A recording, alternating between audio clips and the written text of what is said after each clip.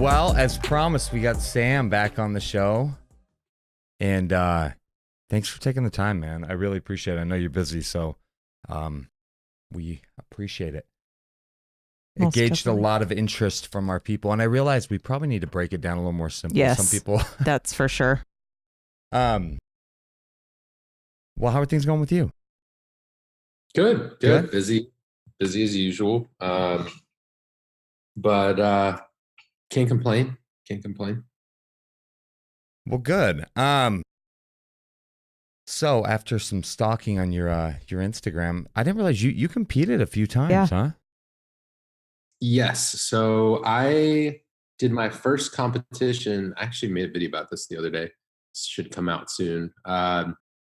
So I did my first competition in like 2009, I think. So I was a junior in college. Well, actually, it was between my sophomore and junior year of college. I did a middleweight bodybuilding competition. That was my first show. And then after that, I competed in physique several times a little bit down the road. And then my most recent competition would have been the Europa Games last year. And that was in Charlotte, North Carolina. But they have 4 Europa locations. So there's typically there's one in Phoenix, one in Dallas. There used to be one in Hartford that moved to Charlotte. And then there's the Orlando Europa Sports. Nice. You going to keep competing?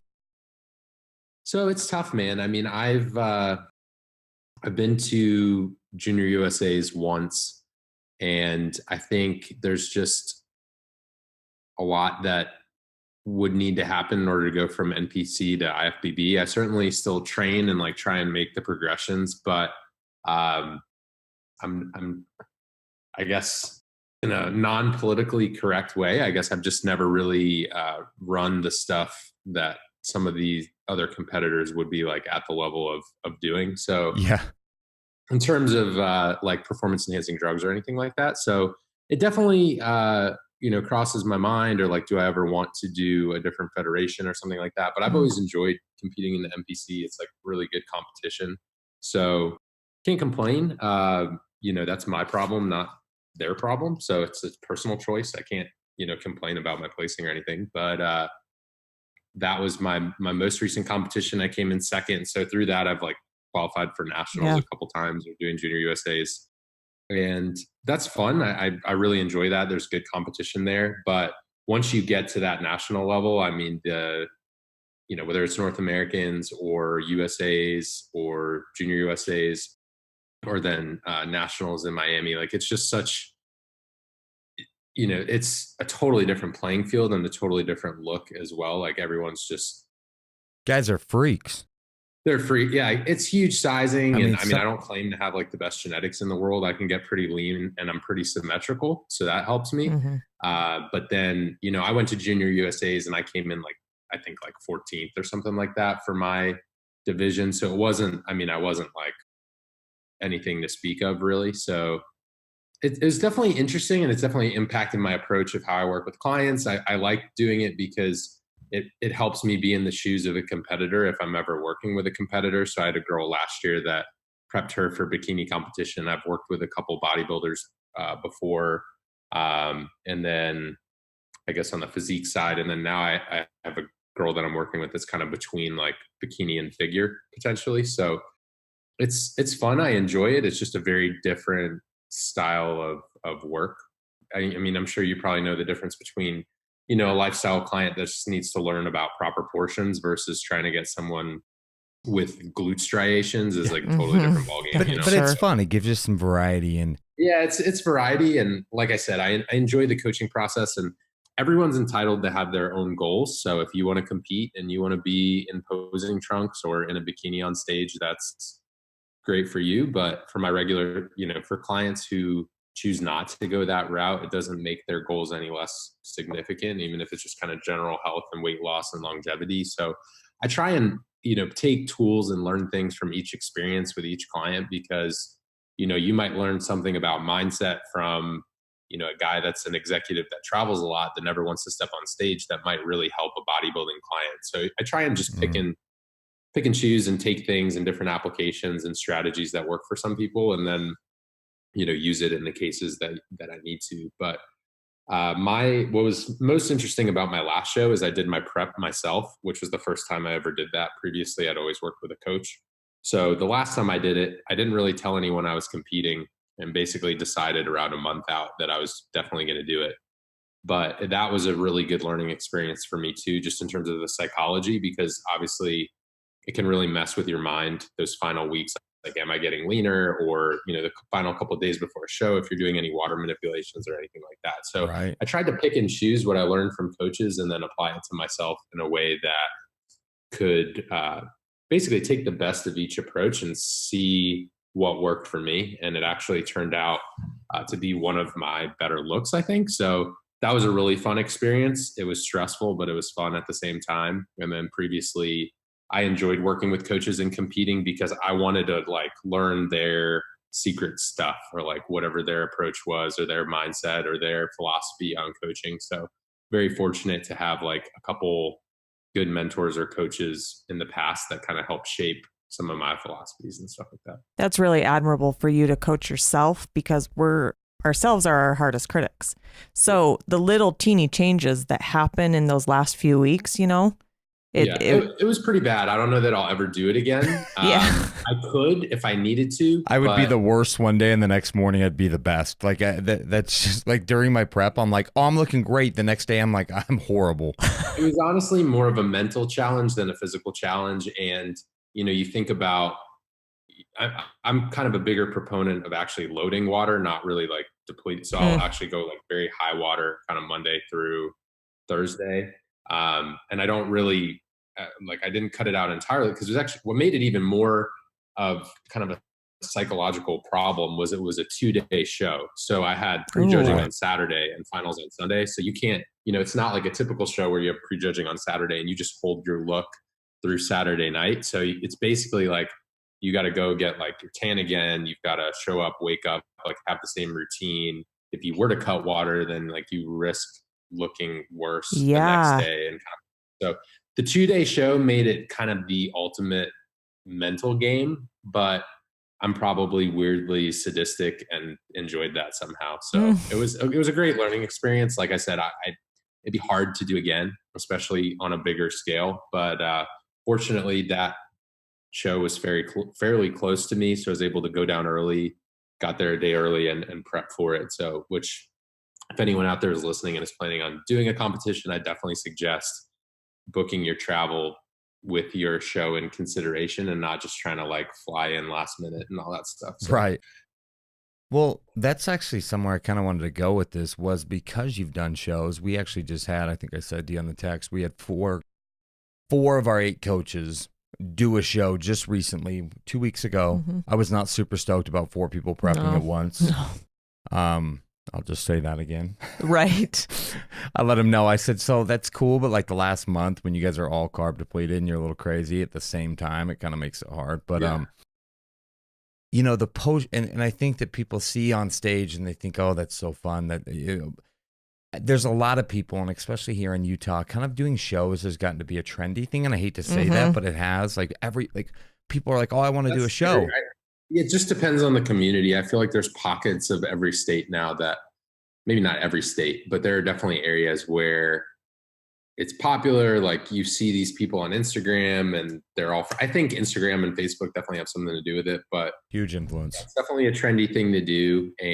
But I don't think everyone's cut out to do a show, not even just mentally. Michelle asked me the difference. There's some local pros here that show after show, and they have demanding jobs. And this one gal has 5 kids, and how did she do it? And I said 2 things. I think A, she's mentally tough enough to do it, but B, probably even a bigger part is she's genetically built to do it. She seems to rebound well. I don't think, and so the post show, did you experience any of that kind of adrenal fatigue? I just think it's important for people that have been listening, said, oh, I heard a couple of you guys did a show. That's something I want to do. And I'm thinking, I'm not sure that's cut out for you yet. I don't think people get what goes into it. Let's get more of a lifestyle for a couple of years. Pre and post show.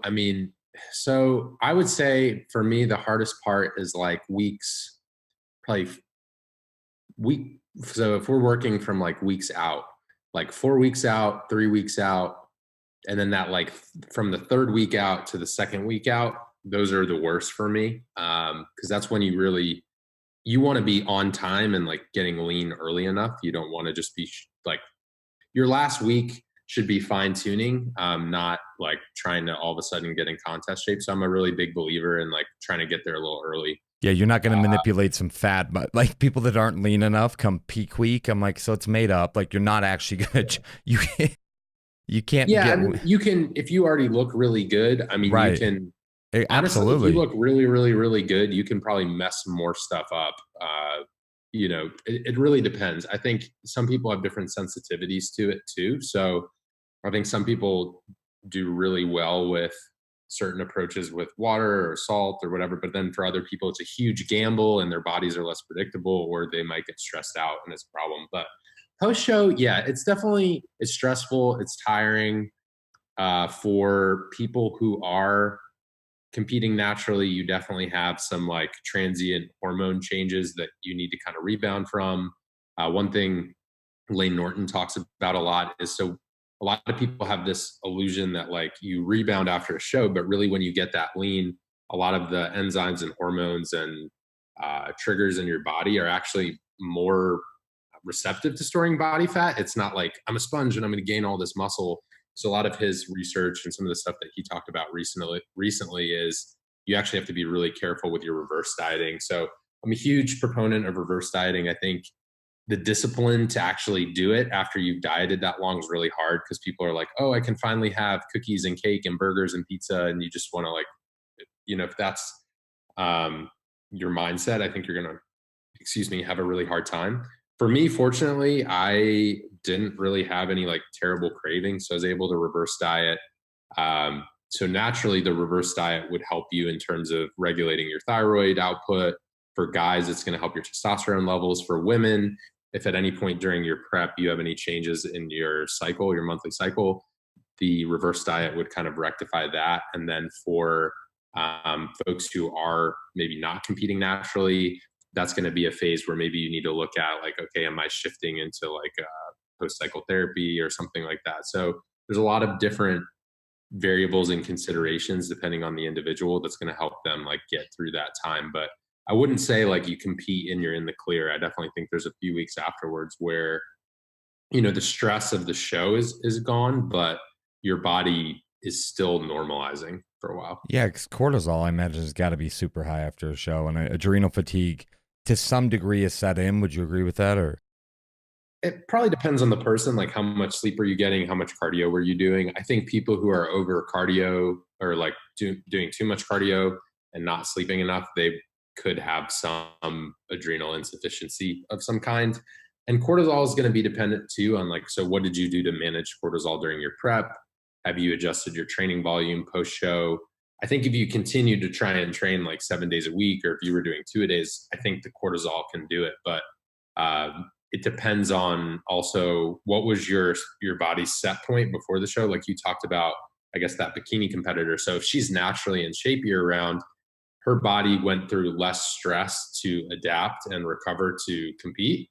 Whereas that's why I'm a big believer that like, if you do it correctly, the more often you compete, you establish a set point. Once you establish that set point, if you stay leaner most of the time, it's going to make it a lot easier for you to compete again.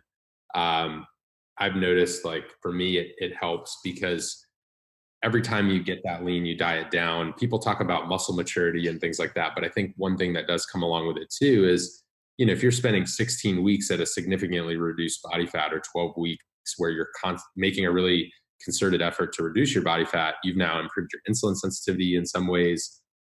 You're getting, you know, layers of body fat off. And then if you're able to reverse diet properly, you hopefully, you know, before you go into maybe a muscle gaining phase or something like that, like you should realistically come back out at a lower body fat than you went into prep, you know, the first time. Right. So if you look at it as like a curve, it's like, okay, I diet down and then I basically get to my show and then I add calories back in. But if I do it gradually, like maybe I'm not quite as high as like the body fat level is not as high as when you started out. If you periodize everything correctly, it doesn't always it doesn't always work perfectly, but in theory, that's like what you would try and shoot for, I think. Yeah, no, I completely agree. And not to, I listened to the one with you and Cody, and I thought you broke it down really eloquently. Like for our listeners, not to make you redo that, but like, how would you explain cortisol? I've had a lot of clients after listening to this have asked me like, wow, so, and I broke it down to them because I realized I failed to do that as a coach, break it down more clearly, like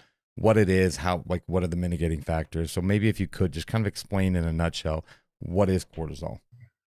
So cortisol is basically a hormone that's responsible, like you can think of it as breaking down energy in your body. So naturally, when you wake up in the morning, you do want a little bit of an elevation of cortisol. Typically, if you feel wired and tired at night, it means your cortisol has remained in an elevated state when really we want it to come down. So cortisol is kind of inverse of a few different other hormones. So insulin is counter-regulatory to cortisol. So that's why carbs and things like leucine around your workout can reduce cortisol.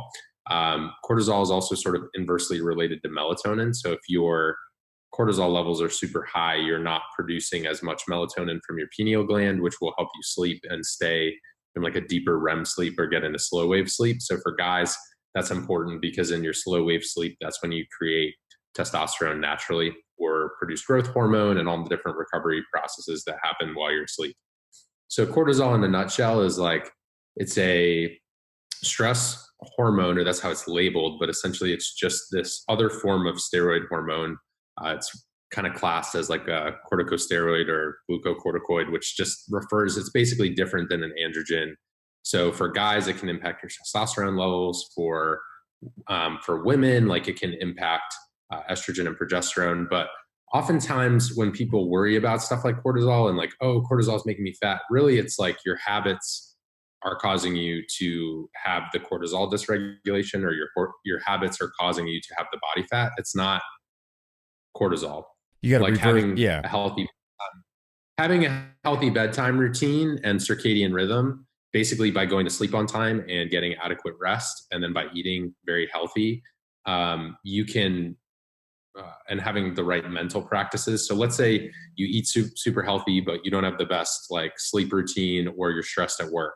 Well, your habits of coping with stress at work and your habit of not getting enough sleep is what's causing the cortisol problem. It's not like you have some genetic complication that's messing with your cortisol. So when we talk about these hormones, I just want people to kind of zoom out and remember at the root of all these hormonal issues are habits. So if I can get the proper rest, if I can be in a parasympathetic or restful state post-workout, or if I can eat the right meals at the right times and be at the right amount of calories for my daily intake, I can do a lot to essentially put my body in a place where it's more adaptable and more willing to recover to the different demands that you're placing on it. So, but if I had to simplify everything and just talk about how cortisol works, it's kind of just the baseline or a key component of your daily biological clock or schedule, which is generally referred to by the medical community as like your circadian rhythm. So a circadian rhythm is just more a sleep time of like a set time of go to bed, wake up, your body gets in a certain rhythm. Is that correct? Kind of, yeah. It just talks about the interrelationship of like when certain hormones elevate and other ones come down. But yeah, it's largely related to when you sleep, when you wake up. Would eating specific cycles. Eating times get your body in better circadian rhythm? So you eat every day at 10 and 2, or? So there's definitely, I haven't seen like super concrete evidence on it. I've seen some studies, but I think Cody actually talked about this, but some theories behind like eating at the same times every day, or eating and sleeping at this. I think sleeping at the same time, definitely that makes sense logically in terms of helping your body get into a rhythm. I think eating in a certain way around your workouts would really help in terms of your stress response. And then, and you're saying by that having carbs post workout? Yeah, protein and carbs around your workout, like pre and post workout. I usually like to eat like, it could be probably around, depending on how filling the meal is and how much like fat and fiber you have in it. If you have a pretty easy to digest meal, about 60 minutes before you train, and then have a post workout meal, I think that works really well for most people. As far as like the application of eating at the same time every day for most of my clients, it's not super realistic because of their jobs. Yeah. So maybe let's say they eat 4 or 5 times a day, or like maybe 6 times if they have a higher calorie count to hit. Realistically, maybe 3 of those are super controlled and can be at the same time. Like maybe when they're at home in the morning, it's the same time for their meal. Maybe their lunch is always the same time, or maybe dinner and like pre-bed are always at the same time. But in the middle of the day, I think if I told a client you have to eat at these exact times at 10 a.m. and 1 p.m. and 4 p.m., I think it would actually stress them out more than just than the benefits of eating at a specific time. Now, your body definitely has some cycles, and like, when you sleep, you regenerate different organs. And I think eating too frequently can be a problem, or maybe eating too far apart can be a problem. Some people talk about like intermittent fasting for resetting your circadian rhythm, but more often than not, the approach I take is, what tools can I use, and like how can I help this person be in a less stressed state to get them on the right schedule without stressing them out more. And usually having a meal schedule or meal plan, first of all, like I'm not a huge proponent of meal plans. And secondly, typically those schedules, especially for the professionals that I work with, whether they're business owners or they're higher up in an organization, or maybe have a lot of responsibility or a managerial role, typically their meetings are getting shuffled around. Right. Like they're going to eat when they can, and winning the battle is like having the right food prepared for when you're available to eat, more so than eat it exactly 2:23 p.m. because it has all of these hormonal benefits. I try not to get to that level of specificity because, I mean, even like this is our full-time job, and like I don't even think that's realistic for us. It's not realistic for me at all. I was supposed to eat just now, and I'm like, I'll eat after Sam. It's practicality, and that's kind of what we try to preach at Key, is just if what you're doing is not practicable and going to be sustainable long term, like what are we doing? So right. What about eating in the middle of the night? And I'm asking seriously because I had a huge problem with that. Yeah. Currently or previously? Previously. I mean, I might, when I let the dogs out to pee, grab a little bit of peanut butter. But no, before, like when I did my show preps, it was a serious problem. I would wake up and mound a thing of saltines and hummus. Right? It was, and this is like early on in my prep, but it was destroying my results. And I have a lot of not a lot, a handful that have this night eating thing. And I've tried, I don't know how else to tell them not to do it other than just don't do it. I've tried different protocols and, maybe try this before bed. But what is that doing to somebody when they're waking up in the middle of the night and they're pounding a bunch of carbs? I mean, just based on your activity level, I mean, you're sleeping. I know there's a lot of so you're not moving around a ton. Obviously, I don't think having a huge meal or a super full stomach before bed, I think you need to, like, going to bed hungry can definitely impact your sleep because I think you'll wake up too early. But I think being too full can have negative consequences as well, just in terms of disturbing your sleep. A couple of the doctors that I follow that are more into like men's health and hormonal health, typically they're not having like gigantic meals before bed. I haven't had a ton of clients with the night eating stuff. I would just kind of look at like, okay, am I in a deficit throughout the day? Do I need to be adding calories across the week somewhere, or like some sort of refeed? Does the pre-bed meal need to have more fat and fiber in it? How long are they asleep versus when they're waking up? So I would kind of dig into those variables and then figure it out. And then I would just say, like, if you do have to wake up in the middle of the night, I mean, I've had that before. Like when I was younger and trying to gain more muscle, I would typically wake up to go to the bathroom in the middle of the night, and I would have like a shake near the bathroom or my bed, and I would like drink it and then go back to bed because I was having a hard time hitting my total amount of daily calories and stuff. But that was, I think that's like a little bit older science, kind of like a little more of an old school thing, because I would have some sort of like healthy fats in that shake and the protein. Now I try and look more just at like what's going on during the day, what's happening at night, like why is the hunger happening, and just talk through the person. Like, is this like mindless eating? Are you like why are you getting out of bed that far to begin with? And then like with your dogs and stuff too, that's kind of another thing. Like I would try and get the dogs on a schedule first so they're not waking you up. And then if you're up, I would just be like, don't go in the kitchen. Sam, the dogs run the house. I'm telling you. Like, I'm like, how do 2 dogs just run my life? I'm like, Sam's got a dog, you know. You got to be careful telling that like peanut butter story though, because people are going to think that you're like waking up in the middle of the night naked around letting your dogs out. And then all of a sudden, like the dogs are like, smell the peanut butter. Right. You got to be careful. It's not cheating if it's your dog. Yeah. You're sick, Michelle. Michelle has a Great Dane, so I don't even want to. That dog is bigger than her. I swear to God, that dog is ginormous. Great Danes are cool though. It's a pony. She sits in it, yeah. Well, okay, so then post-show, if you reverse correctly and people continually do shows, I mean, can you reverse out of that pretty good and get your thyroid output back, get your hormones back, all of that? And do you think there's a time frame? If you reverse diet intelligently, most of the changes are temporary. Like just by being in a deficit, your body just naturally responds that way to conserve energy. It's going to start down regulating your metabolism a little bit. It's going to impact testosterone and in women, it'll start to impact your cycle because it's basically just your body telling you like, hey, if there's not enough food around, like, why am I going to be in a state where I'd be receptive to having a baby when we likely don't have enough food for like myself and the baby? Like your body doesn't know that there's a refrigerator around the corner. So I try and get people to zoom out and just think like, these are temporary things that are just a result of like short-term dietary restriction.